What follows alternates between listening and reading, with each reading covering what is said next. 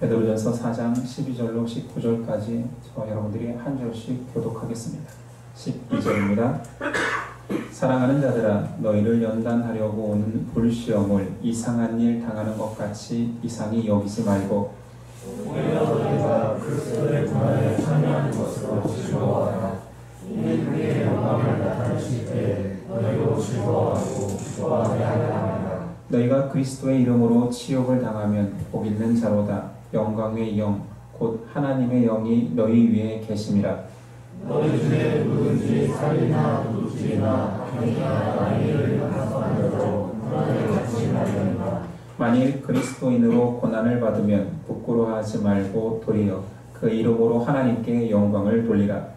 하나님의 집에서 심판을 시작할 때가 되었으니 만일 우리에게 먼저 하면 하나님의 복음을 수용하지 아니한 자들의 그 마지막은 어떠하며. 또 의인이 겨우 구원을 받으면 경건하지 아니한 자와 죄인은 어디에 서리요.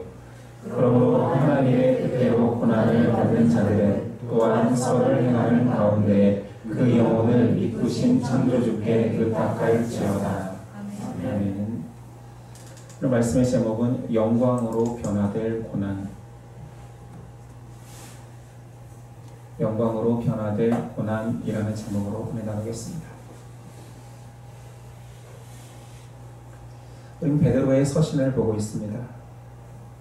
이 서신의 전체 쓰여진 목적 자체가 고난당하는 성도를 위로하기 위함이었습니다. 고난에 대한 사람들의 일반적인 반응은 만약에 고난이 아직 임하지 않았다면 당연히 피해가고 싶을 것이요, 고난 당하고 있는 자들은 지금 당장 힘들어서 또한 이 고난이 왜 나에게 왔는지 이해할 수 없어 당황할 것입니다. 성경은 고난에 대한 바른 이해를 말합니다. 12절 사랑하는 자들아, 너희를 연단하려고 오는 불시험을 이상한 일 당하는 것 같이 이상히 여기지 말고. 고난을 불시험으로 말합니다. 그리고 이상히 여긴다 하지요. 불로 표현한 이유는 뜨겁다, 매우 아프다라는 표현이겠지요. 그리고 이상히 여긴다라는 것은 모두 다 고난에 대해서 납득할 수 있는 것은 아닙니다. 오히려 납득하지 못하고 이해할 수 없어 당황합니다. 그런데 베드로는 성경 말씀에서 신앙인의 고난은 그냥 자연스러운 것이다, 당연한 것이다 말합니다. 왜냐하면 신앙인들은 세상과는 전혀 다른 삶을 살고 있기 때문입니다. 하나님께 나아가는 길은 하나님이 평탄하게 오거라, 꽃길로 오거라 라고 하지 아니하고 힘들 거야, 내가 너를 전혀 다른 길로 불렀어, 좁은 길이야, 좁은 문이야, 찾는 이가 적어. 그러니 어쩌면 이미지화한다면 하나님께 나아가는 길은 높은 산을 오르는, 태산을 오르는 느낌입니다. 만약 내 인생에서 신앙생활을 하는 삶이 왜 지금 이렇게 힘들지라는 느낌이 느껴진다면 어쩌면 너무 행복하고 좋은 것보다 그 여정이 안전할 수도 있습니다. 베드로는 오늘 말씀에서 성도는 고난의 삶에 대해서 자연스럽게 받아들여라. 너무 놀라지 마라. 너무 이상히 여기지 말아라. 그 고난을 해석하려고 애쓰지 마라. 그냥 당연하다라고 받아들이라 합니다. 그러면서 고난은 부정적 요소보다 긍정적 요소가 많다라고 오늘 두 가지를 언급하고 있죠. 13절 상반절. 오히려 너희가 그리스도의 고난에 참여하는 것으로 즐거워하라. 여기서 핵심 단어는 참여죠. 예수님께서 이 땅에 오셔서 많은 사역을 하셨습니다. 창조주가 메시아로 오셔서 구원 사역을 하셨죠. 오롯이 예수님께서만 할 수 있는 일이었습니다. 그런데 예수님 그 일에 자신의 제자들과 자신의 백성들이 참여할 거라고 말합니다. 참여라는 단어가 핵심이죠. 예수님의 참여 방식은 내 십자가를 지고 나를 따라오라 하셨습니다.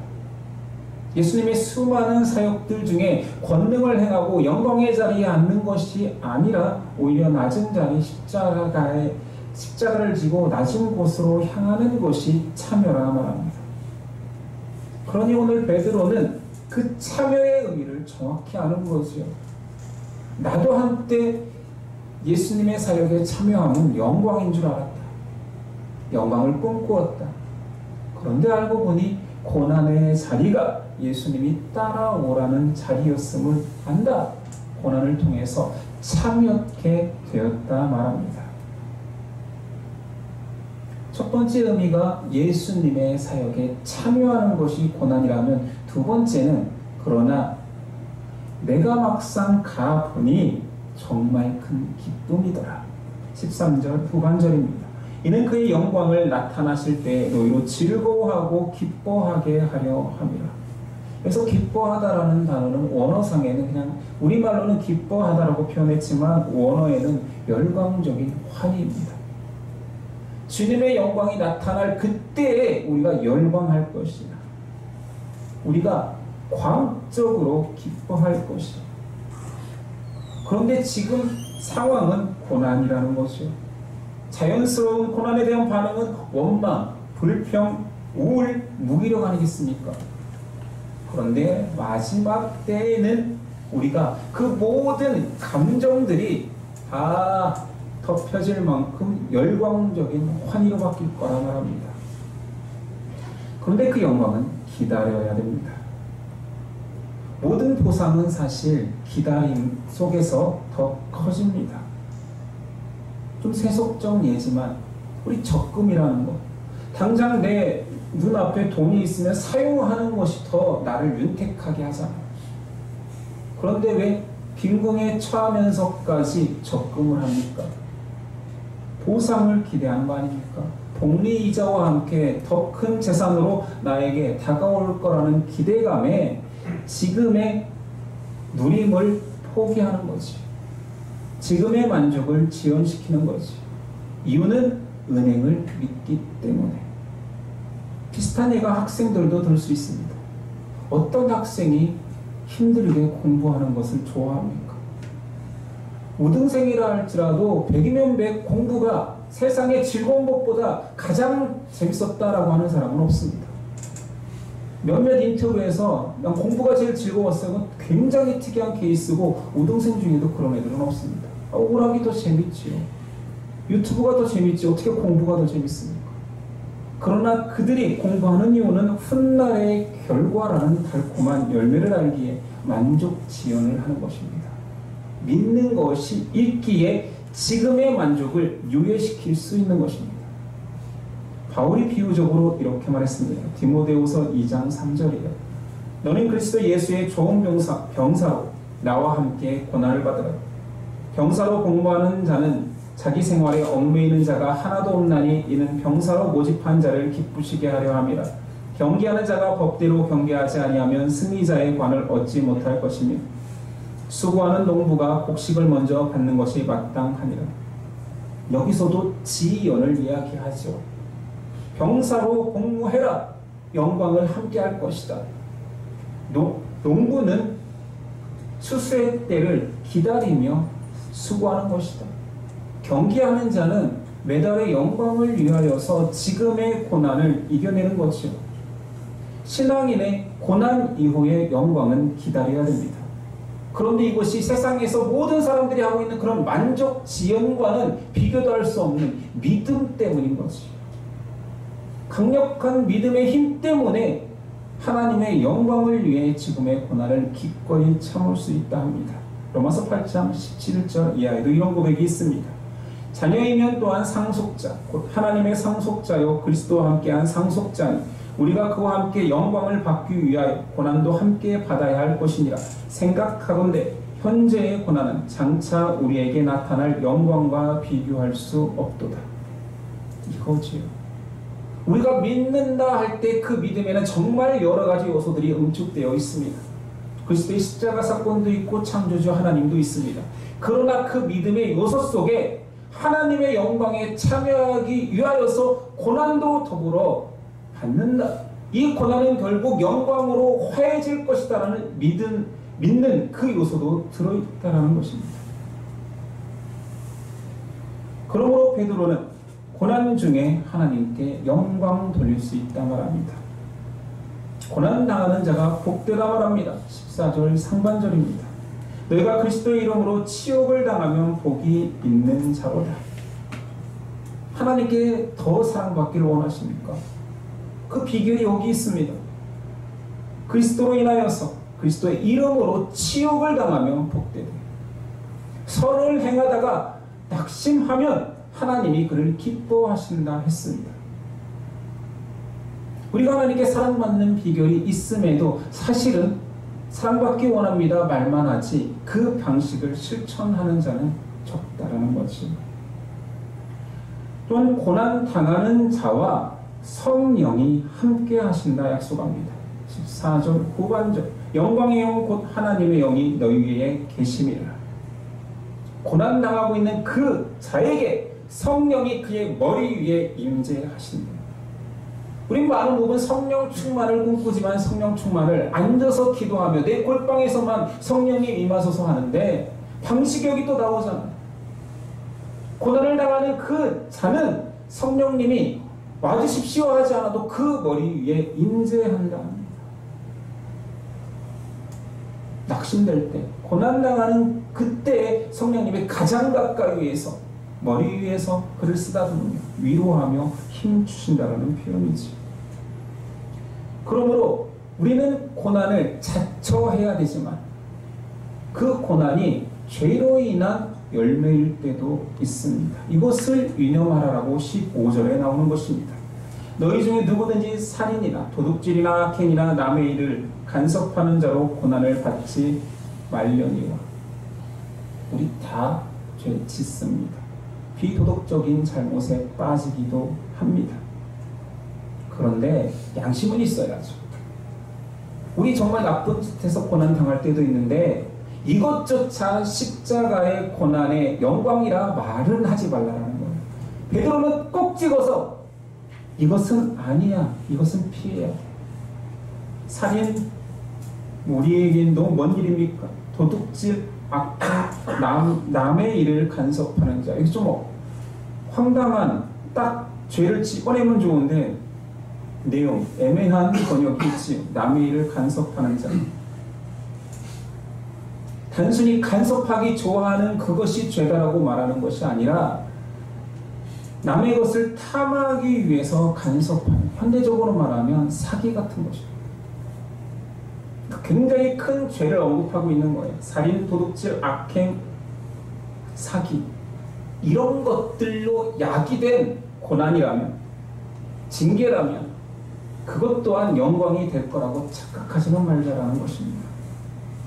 그러나 이 또한 신앙인은 영광으로 전환시킬 수 있습니다. 회개가 있기 때문에. 이런 죄를 지었다 하더라도 다시 모든 죄를 사하시는 그리스도의 십자가 앞에 나온다라면 결과적으로는 아름다운 과정이 될 수 있습니다. 베드로가 말하고 싶은 핵심이 여기 있습니다. 믿음으로 고난당하면 하나님께 영광입니다. 죄된 고난만 아니라. 16절 만일 그리스도인으로서 고난을 받으면 부끄러워하지 말고 도리어 그 이름으로 하나님께 영광을 돌리라.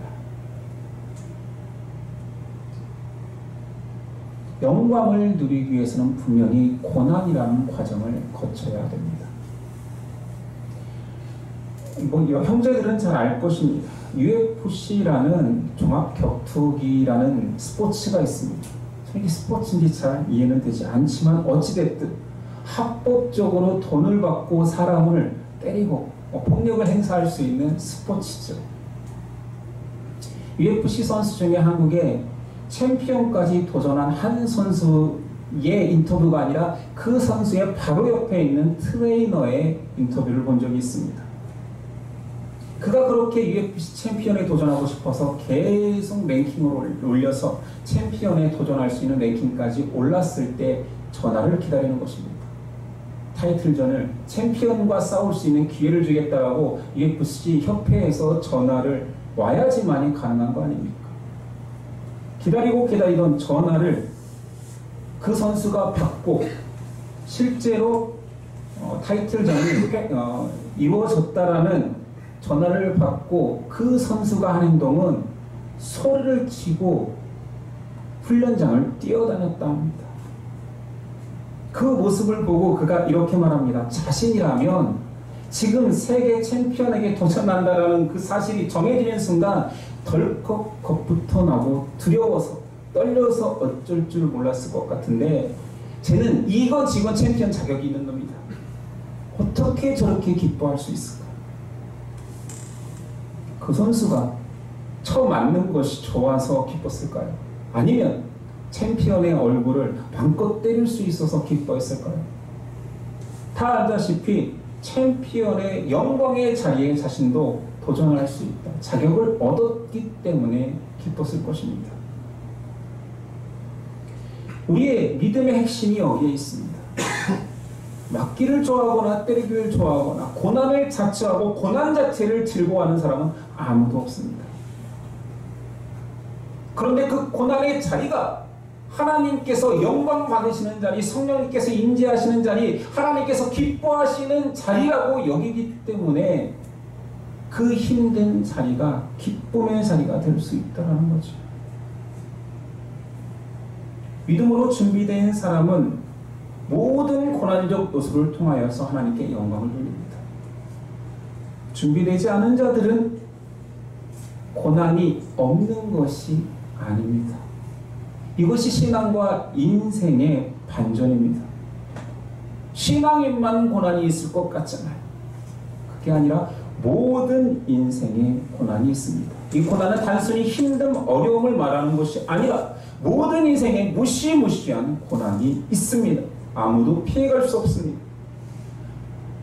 많은 사람들이 그것을 인지하지 못하거나 망각하기 때문이지 고난은 모두에게 있습니다. 알다시피 그 고난은 바로 심판입니다. 심판보다 큰 고난이 있습니까? 이것은 죽을 위기가 아니라 죽음입니다. 심판받을 위기가 아니라 심판이라니까. 모든 인생에 그 심판이라는 어마어마한 가장 무서운 고난이 다 있습니다. 그래서 우리는 명심해야 되는 거지요. 어차피 모든 인생은 고난당합니다. 그런데 17절 상반절 하나님의 집에서 심판을 시작할 때가 되었나니 만일 우리에게 먼저 하면 고난은 성도에게 먼저 옵니다. 세상에서 먼저 고난 당하는 사람은 성도입니다. 그런데 그 고난이 영광의 보상으로 이어지는 존재가 성도인 것이죠. 왜냐하면 그리스도께서 우리 죄의 모든 굴레를 벗기셨고 속량하셨기에 우리가 당하는 고난 그 모든 것들은 하나님께서 셈하셔서 오히려 상급으로 바꿔주시겠다 약속하셨습니다. 놀랍지 않습니까?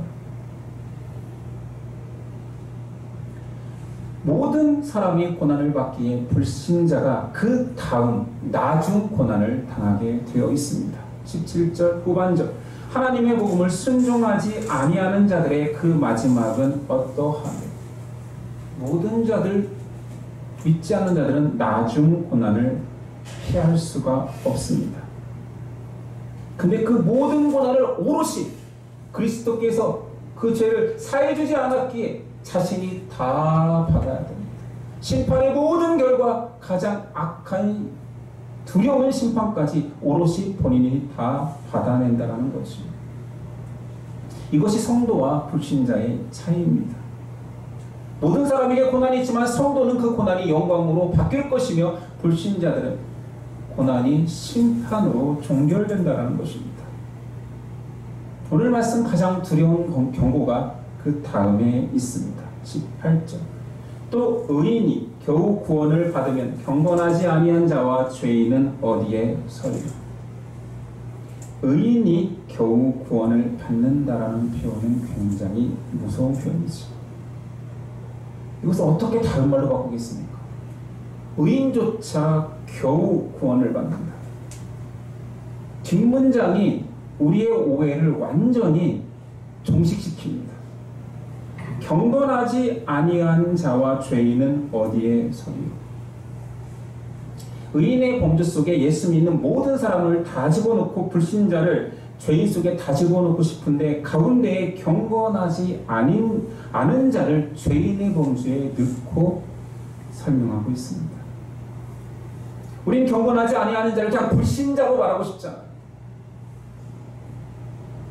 죄인과 구별되어 있다는 것은 죄의 문제를 해결하지 못한 자를 죄인이라 표현하는 거고, 경건하지 못한 자는 신앙이 있으나, 베드로가 계속 고난에 대해 이야기하고 있으니 이 범죄의 사람은 믿음의 가졌다고 여기지만 고난을 피하는 자를 말하는 것입니다. 믿음의 고난을 피해가는 자들은 어디에 서리요? 복음의 메시지와 모순됩니까? 그렇지 않습니다. 요한복음 3장 16절. 하나님이 세상을 이처럼 사랑하사 독생자를 주셨으니 이는 그를 믿는 자마다 멸망하지 않고 영생을 얻게 하려 하심이라. 여기서 믿는다는 그리스도를 주로 믿는다라는 거잖아요.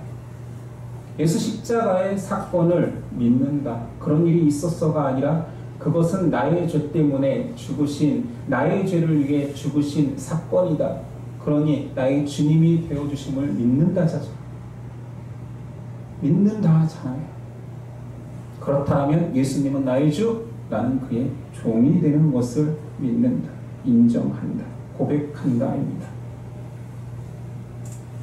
그렇게 고백하는 자가 의인이라 칭한다, 칭의를 받게 되는 거죠. 이 모든 상관관계 속에 우리의 믿음의 가장 기본적인 요소는 내가 그리스도의 종이라는 사실입니다. 그러니까 주여 주여 나를 구원하소서 말할 수 있는 거죠.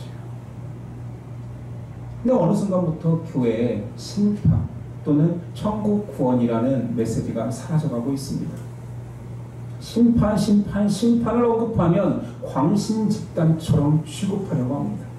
그런 이상한 문화가 있어요.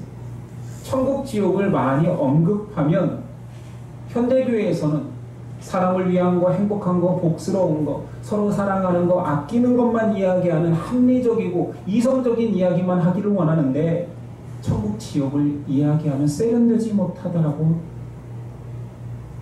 치부하는 경향 또한 생겼습니다. 성경은 한 번도 이 내용에 대해서는 모호하지 않습니다. 십자가에 흔적이 없는 자 구원의 백성이 아니다라고 말합니다.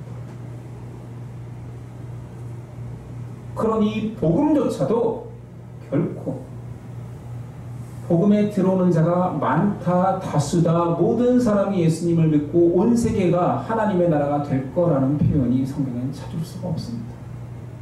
영적 표현으로서 하나님 나라의 백성의 허다한 무리가 하늘나라에 가서 예배하는 모습을 이야기하지, 이 땅에서 그렇게 허다한 무리가 예수님을 따르리라는 이야기는 없습니다. 전 세계의 허다한 무리가 예수님을 따르고 있습니다. 그러나 종으로 따르고 있을까요? 아니면 믿음이 문화가 되어서 신앙이 옵션처럼, 취미처럼 살고 있지는 않습니까? 죽음 이후에 얻을 수 있는 천국 티켓을 보험처럼 가입해 놓고 자기 의식과 삶에서는 망각하며 살고 있는 신앙인이 많지는 않을까요? 믿음이 인생의 가장 큰 가치다라고 고백은 하지만 그 믿음의 요소 속에 고난을 자처하는 십자가의 길을 걸어가는 것이 영광된 길이다라는 말은 듣고 싶어 하지 않습니다. 예수 십자가를 따라가는 것이 그의 사역과 그의 인생에 참여하는 것인데 그 자기 십자가는 온데간데 없지요. 당신의 십자가가 무엇입니까? 묻는다라면 말할 수 있는 사람. 나는 그 십자가의 길을 이렇게 헌신하며 눈물을 흘리며 가고 있습니다 라고 말하는 사람이 몇이나 있을까요? 신앙인에게의 고난은 리트머스 페이퍼와 같습니다. 그가 어떤 존재인지를 폭로하지요. 리트머스 페이퍼를 딱 대면 파란색인지 붉은색인지 예수 색깔인지 세속적 색깔인지 드러나게 됩니다. 고난을 갖다 대요. 고난을 통하여서 신앙인들은 그의 성분이 종인지 주인인지 드러냅니다. 고난이라는 페이퍼를 갖다 대면 그에게 성령이 임하시는 상태인지 하나님께 영광되는 삶을 살고자 하는지 그에게 상급이 있을 자인지 아닌지를 알게 되는 거죠. 고난이 없을 때는 아무도 모릅니다. 다 좋은 사람이요, 다 좋은 신앙이요. 구별이 되지 않습니다. 19절 그러므로 하나님의 뜻대로 고난을 받는 자들은 또한 선을 행하는 가운데 그 영혼을 미쁘신 창조주께 의탁할지어다. 여러분이 받고 싶은 위로는 무엇입니까? 다들 듣고 싶은 말, 위로의 말들이 있지요. 그런데 신앙인에게 최고의 위로의 말은 믿음 때문에 고난 당하는 자에게 최고의 위로의 말은 인생 끝에 심판이 있다는 말입니다. 하나님이 셈하신다라는 말입니다. 그것보다 큰 위로가 어디 있습니까? 하나님이 다 아시고 결국은 셈하시는 하나님, 심판의 하나님이 너의 모든 고난을 아신다 하는 신앙인이 그래서 고백해야 되는 말이 있다라면 나를 드립니다. 나를 마음껏 사용하십시오. 이러면 너무 아름답게만 끝나는데 이 말도 할 수 있어야 됩니다. 죽이든지 살리든지 마음대로 하십시오. 이런 신앙 갖는 것이 너무 힘든 거지요. 세상의 모든 일은 수준차라는 게 존재하잖아요. 목공을 하더라도 나무를 깎아 망치 손잡이 하나 만드는 사람이 있고 의자나 이런 탁자를 만드는 사람도 있습니다. 그런데 집을 짓는 사람도 있지요. 공놀이 안을 하더라도 공을 잘 차는 사람이 있고 헛발질을 하는 사람도 있고 동네에서 축구 좀 한다고 인정받는 사람도 있고 그것이 직업인 사람도 있고 그것으로 인정을 받고 부귀영화를 누리는 사람도 있고 심지어 축구로 국가적 영웅이 되어서 신이라 불리는 사람도 존재합니다. 모든 영역에 수준차는 존재합니다. 신앙만큼 큰 수준차는 없고 신앙만큼 큰 결론차는 존재하지 않습니다. 세상에서 추앙받는 것이 높은 것입니까? 심판받을 존재입니다. 신앙만큼 무섭고 큰 수준차가 있단 말입니까? 불신과 믿음, 성숙과 미숙, 상급과 혼남, 절대자가 셈하시는데 그것보다 큰 수준차가 존재할 수 있을까요? 오늘 베드로는 단순히 힘들지 지금 고난당하는 거, 핍박당하는 거 위로하고 힘내기 위함이 아니라 본질을 이야기하는 것입니다. 지금 너가 당하고 있는 고난이 그리스도 때문이라면 감당할 수 없는, 상상할 수 없는 영광의 길을 걷고 있는 것이다. 이 길은 많은 이들이 포기하는 길이다. 찾는 이가 적은 길이다. 과연 이 길을 인간으로 태어나 몇 명이나 예수님을 따라갈까? 그리고 너는 포기하지 말고 제발 따라와 다오라는 선언을 하는 것입니다. 믿음의 멋진 수준의 사람이 되어다. 믿음의 가치가 얼마나 아름다울 수 있는지, 하나님의 영광에 참여하는 자가 얼마나 귀할 수 있는지, 이 편지를 받은 너희는 제발 나와 함께 그 길을 같이 가자 권면하는 것입니다. 신 형제 자매 여러분, 우리는 어떤 길을 걸어오고 있고 꿈꾸고 있습니까? 고난과 영광을 정말 꿈꾸고 있습니까? 아니면 고난 없는 영광을 꿈꾸고 있습니까? 혹 믿음의 사람, 그리스도 닮은 사람을 꿈꾸고 있기는 합니까? 그리스도를 닮는다라는 것은 고난에 참여하는 것입니다. 그리스도의 능력과 권능, 풍요로움만을 참여하려고 할 때에는 그것은 참여하는 것이 아닐 것입니다. 우리 때로는 고난의 자리에 한 발짝 들어가 봅시다. 그리고 그 고난의 자리에 들어가니 역시 힘들구나. 그럴 때 찬양하는 것입니다.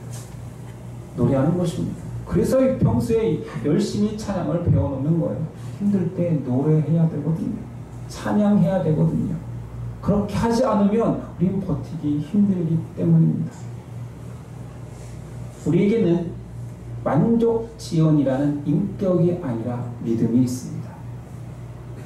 그 믿음이 우리가 고난을 당할지라도 그것을 영광으로 바꿔낼 것입니다.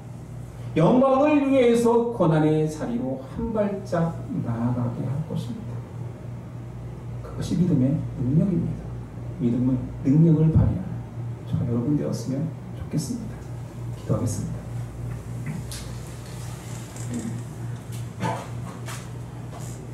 주님, 우리의 성정은 언제나 따뜻한 자리, 높은 자리, 인정받는 자리, 행복한 자리만을 꿈꾸었습니다.